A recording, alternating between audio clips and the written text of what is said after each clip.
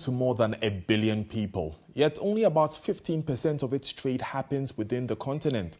Shipping goods from the OR Tambo International Airport in Johannesburg, South Africa, to destinations like Accra, Ghana, can still be harder than shipping them from China.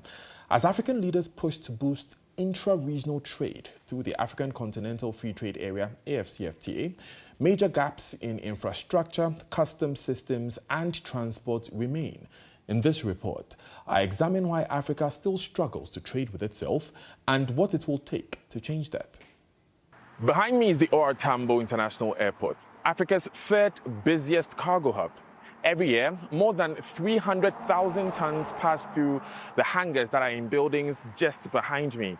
That's like 50,000 elephants, enough to fill the city of Cannes, where they hold the world-famous film festival in France. But if I wanted to send a package from here to Ghana, where I'm from, it would be much trickier than it seems.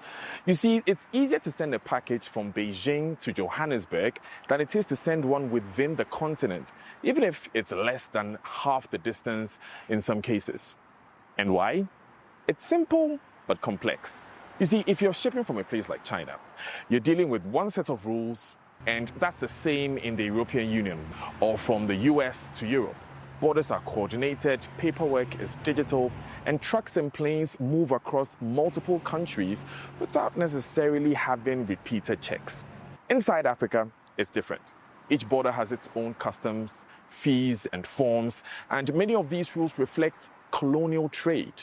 Now, these colonial trade corridors were built to link mines to ports and not African cities to each other. Take Johannesburg, for example. It grew as a hub for gold and mineral exports, so railways and highways were built to move resources south to ports and not to other places like Accra, Lusaka, or Nairobi. And that's not all.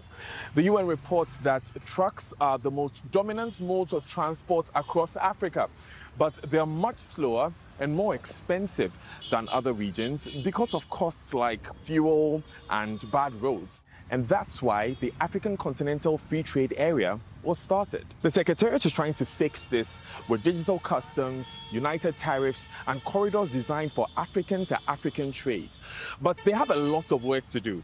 Africa needs 2 million more trucks, 100,000 rail wagons, and 250 cargo aircraft by 2030, just to meet demand.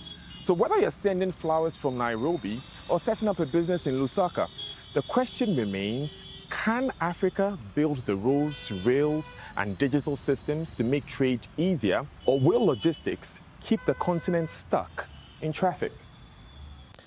Now, earlier, I asked the president of the Ghana Venture Capital Association, Amma Gyampo, for her assessment of the implementation of the AfCFTA so far.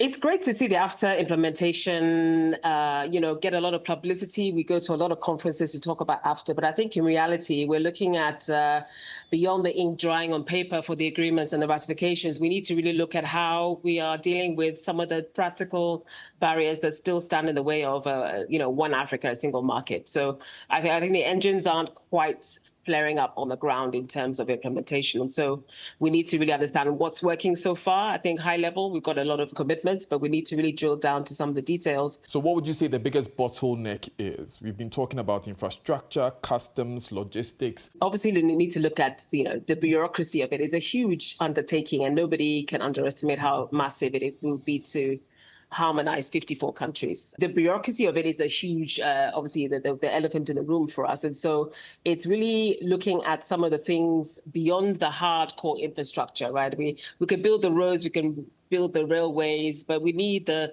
digital payments to work. We need the rules to be harmonized. There's no point in us having trucks in the queue somewhere if they're stuck at a border somewhere they can't cross. And that's the reality of what's still happening. People are getting stopped multiple times.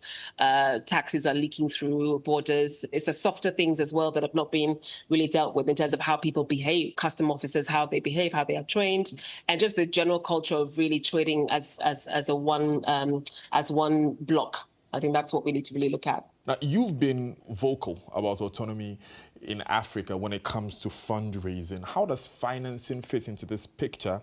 And why hasn't more African capital flowed into areas like this? In terms of venture capital, private equity and financing our small businesses, I think there's a massive conversation going on around how we mobilize our local capital beyond the traditional sort of DFI, the development finance institutions, the donor relationships, the aid relationship. I think, we all know big aid is now over. And so the focus is very much on how we, unlock some of the trapped capital within our borders through our pension funds, our insurance companies and our local banks to really fuel the enterprises that will be driving the logistics, the payment solutions, to enable the payments, to enable the infrastructure, to enable the logistics. We need a really solid ecosystem of investment vehicles, investment structures, more flexible fund structures, and also even the legal and policy frameworks around enabling those locally. So all of those things are elements that we tend to work on, in terms of our day-to-day interactions with government, with our, our regulators, for example, in the private capital industry. And so we continue to do that. But I think, again, we need to work more closely together as an African continent to enable some of these solutions to work. And especially around, ECOWAS and the various regional blocks. Of course, Africa is 54 countries, so we recognize that the strength of our regional blocks will really be more critical to enable payments and investments to flow to our enterprises. Amma Gyampo joining us there from Accra. Still to come on the bulletin, meet the young filmmakers from Kano in northern Nigeria who are on a quest to take their style of cinema known as Kannywood global.